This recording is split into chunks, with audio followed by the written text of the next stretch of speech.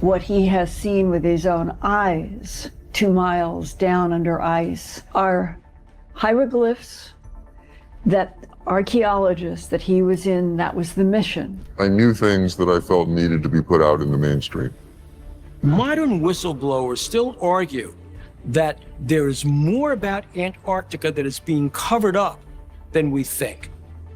There is a particular kind of courage that does not announce itself loudly. It does not march in the streets or write angry letters. It waits quietly until the weight of what it carries becomes heavier than the fear of carrying it. And then, in the final chapter of a life nearly spent, it picks up the phone and dials the one person it believes will listen without flinching. That is exactly what happened in 1998 when a retired Navy flight engineer with Antarctic Development Squadron 6, VXE-6, the unit formerly tasked with providing aviation support across the frozen continent, made a call that would set one of the most meticulous, most painstaking, and most suppressed investigations of the modern era into motion. He did not call a senator. He did not call a newspaper. He called Linda Moulton Howe. And the reason he chose her, above everyone else alive, tells you almost everything you need to know about the weight of what he was about to say. Before you can understand what this investigation means, you need to understand the person who conducted it, because this story is only as powerful as the journalist at its center is credible, and Linda Moulton Howe's credibility is not something you can dismiss with a wave of your hand.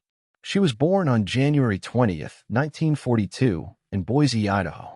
She earned her Bachelor of Arts degree, cum laude, in English literature from the University of Colorado Boulder in 1965. She went on to complete a master's degree in communication from Stanford University in 1968, where she produced a documentary film for the Stanford Medical Center and developed her thesis at the Stanford Linear Accelerator. This is not the background of a sensationalist. This is the education of someone trained to ask hard questions and demand rigorous answers. Her career has spanned 5 decades and has earned her some of the most prestigious honors in American broadcasting. She has received 3 regional Emmy Awards and a national Emmy nomination. She was an honored producer for medical and science programming as part of a WCVB-TV Boston station Peabody Award. She received the Aviation and Space Writers Association Award for Writing Excellence in Television and the Sigma Delta Chi Excellence in Journalism Award. Her documentary, A Strange Harvest, which investigated the worldwide animal mutilation phenomenon, won a regional Emmy in 1981. Another production, Poison the Wind, received a national Emmy nomination for community service. These are not fringe accomplishments.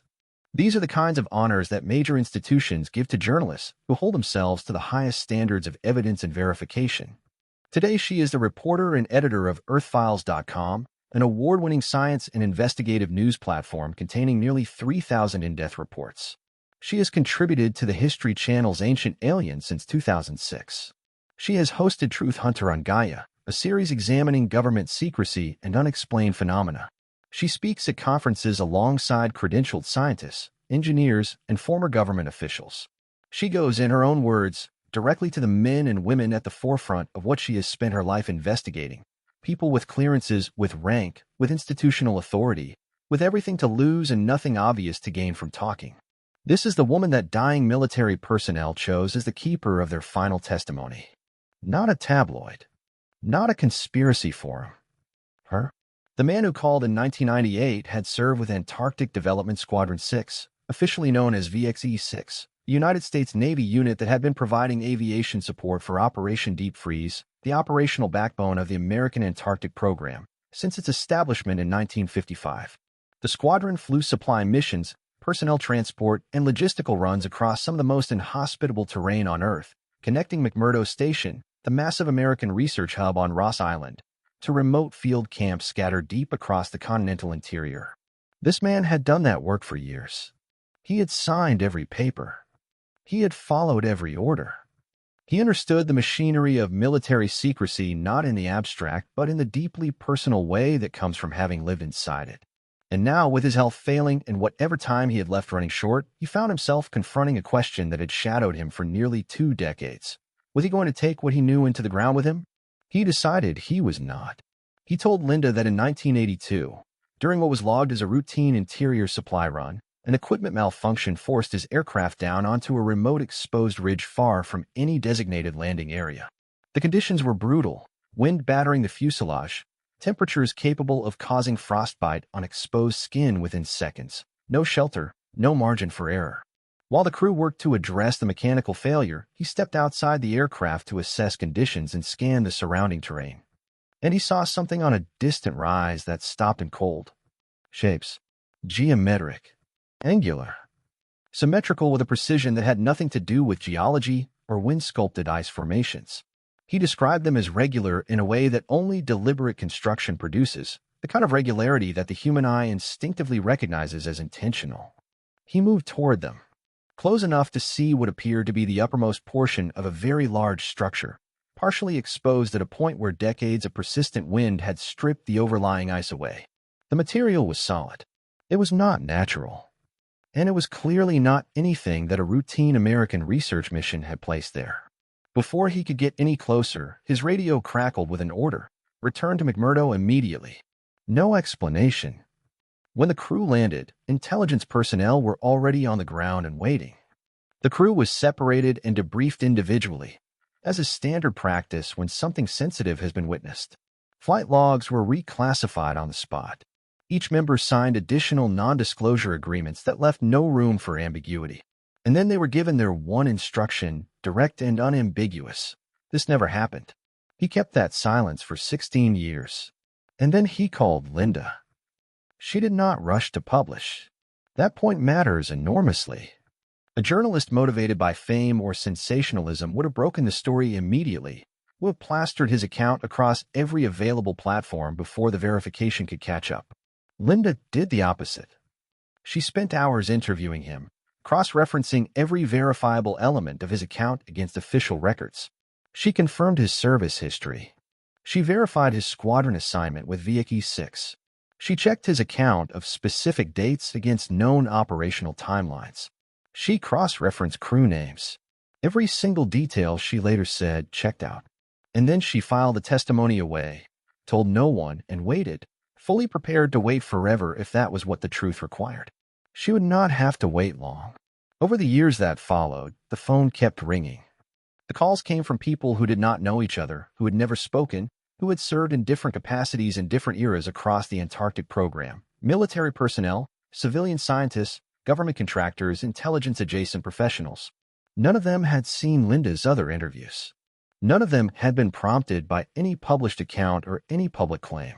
They came to her independently, and they told her fragments of the same impossible story. A geophysicist associated with a major American research university described running standard ice-penetrating radar surveys across a section of the Antarctic interior. His equipment returned readings that should not have existed. Massive cavities far beneath the surface, geometrically regular in shape, far too deep and far too structured to be explained by known geological processes. When he reported the anomalous data to his supervisor, he described the supervisor's reaction not as skepticism or confusion, but as recognition, the look of a man who understood exactly what he was seeing and wished he had not seen it. The data was classified within hours. His team was reassigned. He never accessed those readings again. A Navy construction battalion member described being ordered to conduct drilling operations at a classified site that appeared on none of the standard research station maps, miles from any acknowledged facility. At the bottom of the shaft, he found what he could only describe as manufactured walls, surfaces too smooth, too perfectly regular, too geometrically precise to be the product of any natural geological process. He stared at those surfaces for less than 2 minutes before the realization hit him with the full weight of something that could not be unfelt. Someone built this. He did not need to say more. The look of a man who has seen something that rewrites everything he thought he understood speaks its own language, and Linda recognized it in every single one of them. A scientist affiliated with Argentina's Esperanza base, Argentina's permanent research station on the northeastern tip of the Antarctic Peninsula, described something that was, in some ways, the most systematically disturbing account of all. Research teams had, on multiple occasions, extracted artifacts from ice cores that returned age measurements in excess of 12,000 years old. And each time such artifacts were recovered, military personnel appeared, confiscated the samples entirely, and left no documentation, no chain of custody records, no published data, no official acknowledgement that the samples had ever existed. She had begun keeping a personal written log of dates and sample descriptions as a private record. One day, that log disappeared from her quarters. No explanation was ever given. No one acknowledged that it had ever been there. That was the moment she decided to stop asking questions, until she called Linda. A pilot who had flown repeated missions across the continent described a no-fly zone that existed on none of the publicly available aeronautical charts, a vast restricted area over a specific interior region, civilian access forbidden entirely, and military access requiring clearance levels that almost no one in his operational circle actually held. He asked a superior officer once what was below that zone. He received 2 words: sensitive research. He never asked again. For nearly 2 decades, Linda accumulated these fragments, testimony after testimony, each credible on its own terms, each verified to the degree that sources and circumstances allowed, each pointing in the same direction without any of the witnesses having coordinated their accounts.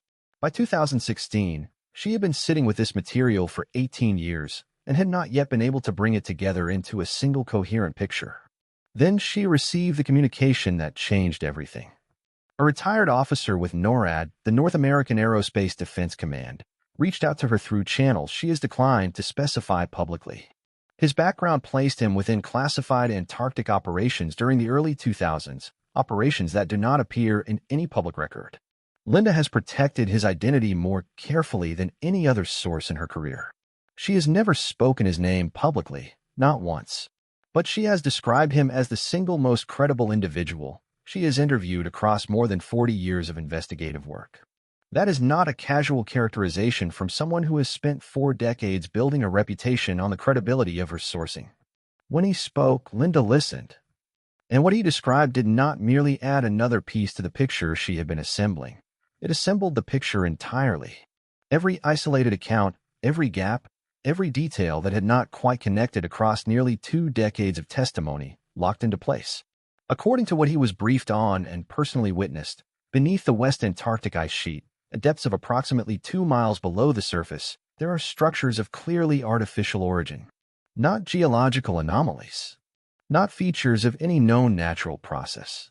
Structures built by someone, engineered with precision and deliberate intent, placed there with purpose. And they are old on a scale that fractures every standard assumption about the arc of human civilization. They predate the last ice age, which means they were constructed during a period when Antarctica was not a frozen desert but a temperate continent, when it had rivers, forests, and conditions capable of sustaining complex life. The age estimates place their origin at more than 12,000 years ago, thousands of years before the emergence of Sumerian civilization, before the first Egyptian dynasties, before anything that appears in any textbook that has ever been written about the ancient world. He told Linda that the first systematic detection of these structures occurred during Operation High Jump, the massive United States Navy expedition to Antarctica that ran from late 1946 into February 1947. The scale of that operation has always warranted serious examination. It deployed nearly 5,000 personnel, 13 ships, and approximately 30 aircraft to what was officially described as a training and scientific mapping exercise. The naval contingent included an aircraft carrier, the USS Philippines C-2 destroyers, a submarine, and substantial logistical support vessels. The operation was originally planned to run 6 to 8 months. It ended abruptly after roughly 3 months, in February 1947, without full public explanation. The admiral who led it, Richard Byrd, returned from Antarctica and made a series of cryptic public remarks about threats emanating from polar regions that have puzzled historians and analysts ever since. He was subsequently debriefed in Washington and never spoke publicly about the expedition's findings again. The NORAD officer told Linda that the seismic surveys conducted during Operation High Jump detected anomalies beneath the ice that no existing geological framework could adequately explain, and that those anomalies became the foundation for what followed: 7 decades of covert recovery operations conducted entirely separate from the publicly acknowledged scientific programs running under the framework of the Antarctic Treaty. Not research missions, he said. Recovery operations. Archaeological excavation. Technological retrieval. Conducted by the United States, Russia, and more recently China, in parallel with and hidden behind the legitimate science programs that the public is allowed to see. The structures themselves, he explained, are not small. They are not ruins in the conventional archaeological sense, scattered remnants of a vanished culture, disconnected fragments of what once was. What has been found appears to constitute an extensive and partially coherent complex, structures that reflect sophisticated engineering, infrastructure that implies systematic planning, and evidence of a technological capacity that exceeds anything currently in our history books for that period. Some areas have become accessible through ice cave systems created by shifting glaciers. Others are being reached through drilling operations disguised as routine scientific work. And a technology being recovered from within those structures. And this was the detail that Linda says kept her awake at night. Some of it still functions. Not all of it has been understood. But functioning devices have been recovered and are currently being studied at classified facilities. Linda asked the question any journalist would ask at that point. She asked him to prove it. He provided coordinates. He provided internal documents, heavily redacted, but carrying project designations that corresponded to the exact locations he had described. He gave her names, other personnel she could contact, people she could independently verify. When she cross-referenced those contacts against the 20 years of testimony she had already accumulated, the picture did not just expand. It unified. Between 2016 and 2020, Linda's investigation reached a density of corroborating testimony that she described as the heaviest thing she had ever held professionally. A satellite imagery analyst told her he had personally observed specific Antarctic coordinates being digitally removed from publicly accessible mapping data, not simply degraded in resolution, but actively and deliberately erased. He had seen the original imagery before processing and described rectilinear formations, shapes that reflected the geometry of construction rather than the randomness of geology. When he raised concerns internally, he was told those areas were under special access protocols, and the matter was not his concern. A materials scientist who briefly worked with samples recovered from Antarctic excavation operations described alloys that matched nothing in any known materials database. Corrosion resistance far beyond any manufactured standard. Strength-to-weight ratios that should not be achievable with known metallurgical techniques. Manufacturing signatures that current technology cannot replicate. The samples were pulled from his possession before he could complete his analysis. A logistics coordinator working within the National Science Foundation's Antarctic program discovered equipment manifests that corresponded to no known civilian research mission, industrial-scale excavation equipment, sealed transport containers moving under armed military escort, shipments routed through Department of Defense channels that operated entirely outside the scientific oversight structures that were supposed to govern Antarctic operations. Multiple independent witnesses described electronic instrumentation behaving erratically near excavation sites, compasses spinning, communication systems cutting in and out without identifiable cause, electromagnetic readings spiking from sources that no one in the field could locate or explain. And then the claim that Linda described as sending shock waves through her entire network, multiple independent sources, people who had not spoken to each other and could not have coordinated their accounts, separately confirmed that recovered artifacts were being transported not for conventional scientific study but for reverse engineering at classified facilities within the United States. 20 years of scattered, individually credible testimonies had become, unmistakably, one story. By 2020, Linda held over 15 independently verified testimonies, confirmed coordinates, documented names, and a body of corroborating evidence pointing toward one of the most consequential suppressed histories in modern times. She was in her late 70s, and her sources were dying. The Navy flight engineer who started everything with a phone call in 1998 died in 2019. The NORAD officer who unified the entire investigation died in 2022. Others were in hospice care or facing conditions that made future interviews impossible. Linda understood, with a clarity that only comes from watching the last people who share your knowledge disappear one by one, that she was becoming the final living thread connecting all of these testimonies to the world. If that thread broke, 25 years of investigation, the final acts of courage from a dozen dying men who chose disclosure over silence, would simply vanish. In late 2023, she began assembling the comprehensive report that she had been building toward for a quarter century.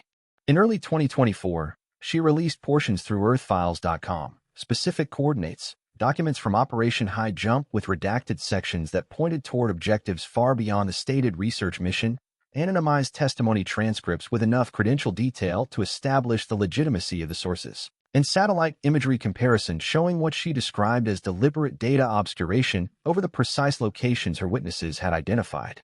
She made a direct public challenge. Other nations have satellites.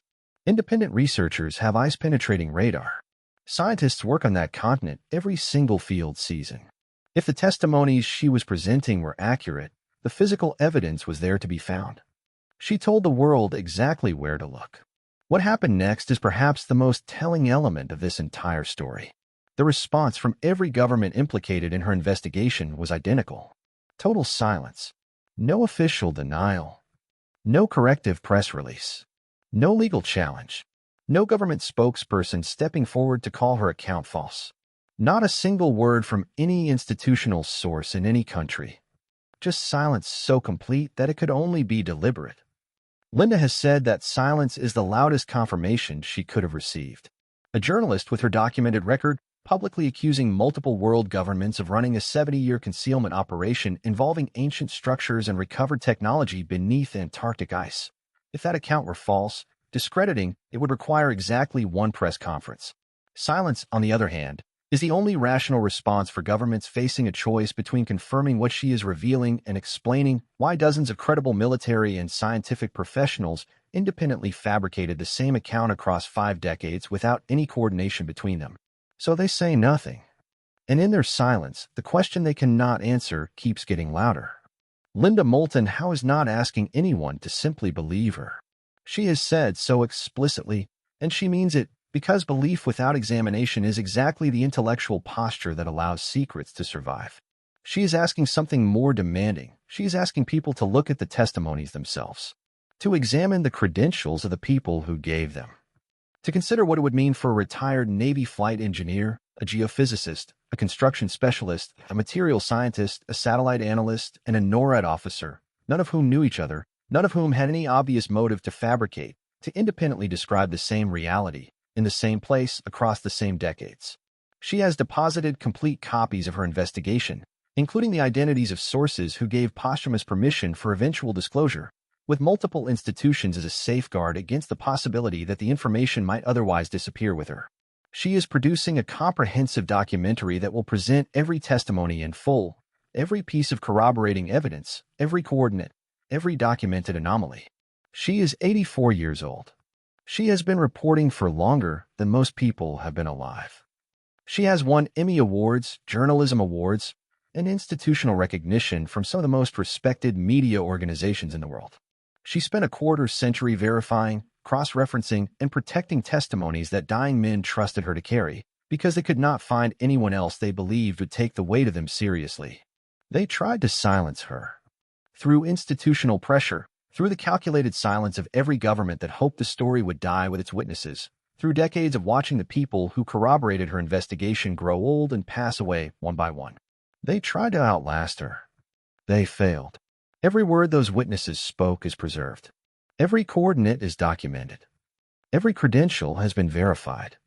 The investigation that began with a single phone call in 1998, a dying man on one end of the line, a journalist with a recorder on the other, has grown into the most comprehensive body of testimony ever assembled about what may be buried beneath the ice of the world's most remote continent. And the question that Linda Moulton Howe has spent 25 years refusing to stop asking is the same question she is leaving with anyone willing to examine the evidence honestly.